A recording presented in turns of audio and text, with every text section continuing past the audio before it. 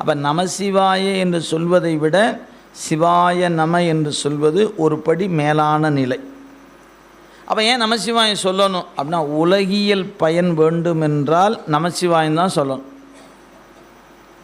எனக்கு ஒரு வீடு வேணும், எனக்கு ஒரு காரு வேணும் அப்படின்னு எனக்கு உலகியல் பயனை நான் வேண்டி நின்றால் என் மந்திரம் என்னவாக இருக்கணும்? நமசிவாய நமசிவாய நமசிவாயன்னு நான் தொடர்ந்து சிந்திக்கணும். எனக்கு இந்த உலகம்லாம் வேண்டாம் அப்படின்னா இதிலிருந்து வெளியே போகணும்னு எனக்கு ஒரு ஆசை. எது? இந்த செல்வம் இருக்குது, அது அழுந்தாமல் இருக்கணும். பதவி இருக்குது, அதில் அழுந்தாமல் இருக்கணும். எப்படியோ இருக்கிற சூழலில் எது எப்படி இருந்தாலும் நம்ம அறிவு பாதிக்காமல் இருக்கணும். என்ன பண்ணலாம்? சிவாய நம சிவாய நம சிந்திச்சிங்கன்னா அது அழுந்தாமல் காப்பாற்றும்.